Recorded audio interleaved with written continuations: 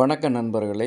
இன்றைக்கு என்ன ப்ராப்ளம் நாங்கள் சால்வ் பண்ண போகிறோம் அப்படின்னு சொன்னால், ஒரு வீட்டில் ஒரு டிபி பாக்ஸ் வந்து அடிக்கடி ட்ரிப் ஆகுது அப்படின்ட்டு ஒரு தகவல் இருக்குது. நாங்கள் வந்து பார்த்துருக்குறோம். ஒரு எம்ஜிபி வந்து கெட்டு போயிருக்குது. தொடர்ந்து ட்ரிப்பாகி இருப்பாகி வந்ததால் அது ஒன்று கெட்டு போயிருக்குது. அதையும் நாங்கள் ரீப்ளேஸ் பண்ணிடலாம். அதே நேரம் இது என்ன தேவைக்காக இது ட்ரிப் ஆகுது அப்படின்றதையும் நாங்கள் இன்றைக்கு ட்ரபிள் ஷூட்டிங் செய்திடலாம். சரி வாங்க, நாங்கள் வந்து காணொளிக்குள்ள போய் என்ன விஷயம் அப்படின்னு சொல்லி முழுமையாக பார்ப்போம்.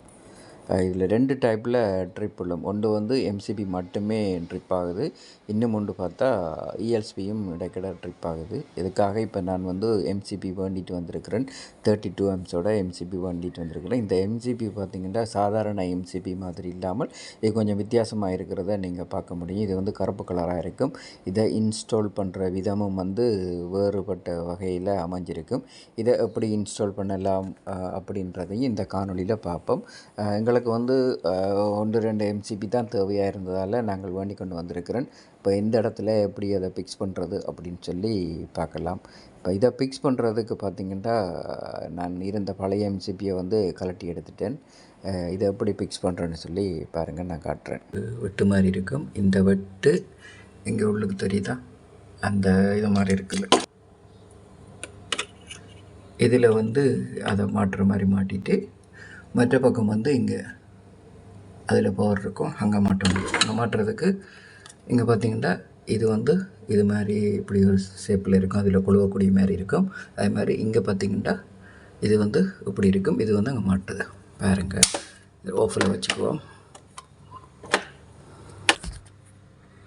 இதை வந்து இங்கே மாட்டியாச்சு. இங்கே மாட்டிட்டு இதை எப்படி முன்னோக்கி தள்ளினா இது வந்து மாட்டிடும். ஓகே, இப்போ லொக் ஆகிடும். இப்போ இதை வந்து ஒன் பண்ணி விட்ருவோம். ரெண்டையுமே ஒன் பண்ணி விட்ருவோம். என்ன தான் இது வந்து ஒரே கருப்பு கலராக இருந்தாலும் இது வந்து கொஞ்சம் டிஃப்ரெண்ட்டாக இருக்குது பாருங்கள். சைஸும் கொஞ்சம் டிஃப்ரெண்ட்டாக தானே இருக்குது. ஆனால் ஓகே, இப்போ இந்த இஷ்யூ வந்து சால்வ் ஆகிருச்சு அப்படின்னு நினைக்கிறேன். பார்ப்போம். வேறு எது வோல்ட்டாக இருக்குதோ அதை வந்து நாங்கள் சேஞ்ச் பண்ணிடலாம். சரி, இதுதான் நாங்கள் கார்டனில் செய்த வேலை. பார்த்திங்கன்னா தெரியும், இங்கே ஒரு ஒயர் கனெக்ஷன் இருக்குது. இதை எடுத்து இதில் வெளியில் வந்திருக்குது இந்த அவுட். இதை கருப்பு டேப் போட்டு எல்லாமே இங்கே சேஃபாக மேலே வச்சுருக்குறாங்க. ஆனால் இது சேஃப்னு சொல்கிற அளவுக்கு இல்லை, ஆனால் ஒரு லெவலான சேஃபாக இருக்குது. இப்போ இந்த ஒயரில் வந்து வேறு ஏதாவது ப்ராப்ளம் இருக்குதா, என்ன ட்ரிப் ஆகுது அப்படின்றத வந்து நாங்கள் செக் பண்ணுறதுக்கு இந்த ஒயர் எங்கே போகுது அப்படின்னு சொல்லி பார்த்தோம். நாங்கள் பார்க்கும்போது இங்கே அது நேரத்துக்குள்ளே போகுது. ஆனால் அந்த ஒயர் எப்படி இருக்குண்டா, வெளியில் இருக்கிற 2 வயருமே இந்த கவரம் இல்லாமல் இருக்கிறதால அது நிறைய 10 வருஷத்துக்கு மேலே போனதால் சின்ன சின்ன டேமேஜ்களோடு இது இருக்குது. அப்போ இதுக்கு ஆல்ரெடி ஒரு இடத்த கருப்பு டைப் வந்து சுற்றி தான் பாவிச்சிருக்குது. அதே நேரம் இது மண்ணுக்குள்ளே இருக்கிறதால இது என்ன கண்டிஷனில் இருக்கும் அப்படின்றத நம்ம ஊகிக்க முடியலை. இதுக்கும் நாங்கள் இதை தோண்டி பார்க்கலாம் அப்படின்னு பார்த்தோம். இங்கே இடைக்கிட சின்ன டேமேஜ்கள் எல்லாம் இருக்கிறது தெரியுது. இந்த நியூட்ரல் ஒயர்லையும் சின்ன டேமேஜ் இருக்கிறது தெரியுது. அதே மாதிரி இருக்குது. இங்கே பார்த்தா இங்கே வேறு கலரில் கருப்பு ஒயர், அதே நேரம் சிவப்பு ஒயர் எல்லாம் இங்கே கீழே தெரிகிறத பார்க்கக்கூடிய வகையில் இருக்குது. இது வந்து பழைய லைட்டு இருந்து ஏதோ கலட்டின இடம் மாதிரி தெரியுது பார்க்க. என்ன அந்த ப்ராக்கெட் வந்து அப்படித்தான் இருக்குது. சரி, இதை பார்க்கலாம். இதை கண்டி எப்படி இருக்கும் இந்த கனெக்ஷன் அப்படின்னு சொல்லி பார்ப்போம். இது மண்ணுக்கு இருக்கிறதால கொஞ்சம் கடினமாக தான் இந்த வேலை இருக்குது. என்ன மேலே கல்லுகள் இருக்கிறதால தலைகளாக இருந்து தான் இந்த வேலையை செய்யணும். அது மாதிரி இங்கே பாருங்கள், இதில் இந்த ஒயர் வந்து டேமேஜாக இருக்குது. அதே நேரம் இந்த ப்ளூ ஒயர் நியூட்ரல் அதுலேயும் வந்து டேமேஜ் இருக்கிறதால இது பார்த்திங்கன்னா இது வந்து green colour wire, earth wire. இந்த எர்த் ஒயர் வந்து அதன் இது வந்து நார்மலாக தான் டேப் எதுவுமே அடிக்காமல் நார்மலாகவே மண்ணுக்கு இருக்குது. மழை ஈரத்துக்கு இது கட்டாயம் இப்படி இருந்துட்டால் ட்ரிப் அடிக்கும். இது எப்படிப்பட்டவர்கள் செய்த வேலை அப்படின்னு எனக்கு தெரியலை. பாருங்கள் இப்படி இருக்குண்டு. ஒரு நல்ல எலக்ட்ரிஷியன் வந்து இப்படி வேலை செய்கிறதுக்கு வாய்ப்பே இல்லை.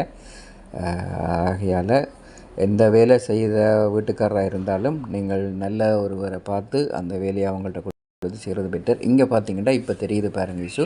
ஒரு கனெக்டரை போட்டு அந்த வயரை கனெக்ட் பண்ணியிருக்கிறாங்க. அதே நேரம் ஒரு சொப்பின் பேக்கை சுற்றிட்டு அதுக்கு மேலே கருப்பு டேப்பை ஃபுல்லாக சுற்றி இருக்கிறாங்க. இது பார்த்திங்கன்னா அந்த ஏர்த் ஒயர் வந்து ஒரு கிளிப் அடித்த மாதிரி மேலே அப்படியே அது இருக்குது. அது வந்து ஷார்ட் சர்க்யூட் ஆகிறதுக்கு சான்ஸ் இருக்குது. அதே மாதிரி இந்த பவர் ஒயரில் இருக்கிற அந்த பிளாஸ்டிக் கவர் வந்து இல்லாமல் போய் அந்த ஒயர் வந்து இங்கே ஷார்ட்டாக தெரிகிறத வந்து பார்க்கக்கூடிய வகையில் இருக்குது. இப்படி இவ்வளவு மோசமாக இந்த இது இருந்துச்சுன்னு சொன்னால் வீட்டில் பவர் கனெக்ஷன் என்ன வீடே எரிஞ்சு போகிறதுக்கான வாய்ப்புகள் கூடி அதிகமாக இருக்குது. ஏன்னு கேட்டால் இது அவ்வளோ மோசமாக தான் இது ஷார்ட்டாக இருக்குது. உள்ளுக்குள்ளேயே இது வந்து எரிஞ்சிருக்குது. இந்த வீடியோ வந்து ஸ்டேபிள் இல்லாமல் அங்கங்கே ஆடிக்கொண்டு இருக்கிறத நீங்கள் பார்க்க முடியும். இது குனிஞ்சிருந்து இந்த எடுத்துக்கொண்டு இருக்கிறதால சரியாக எடுக்க முடியாமல் இருக்குது. இது பார்த்திங்கன்னா இந்த கேபிளை சுற்றி வெளியில் வந்து ஒரு கோட் வந்து ஃபுல்லாகவே கம்பி இருக்கும். இதை வந்து ஏர்த்துக்கு பயன்படுத்துகிறது. இது மண்ணுக்குள்ளே பாவிக்கிறதுக்காக இந்த கேபிள் வந்து இதே மாதிரி இருக்கும்.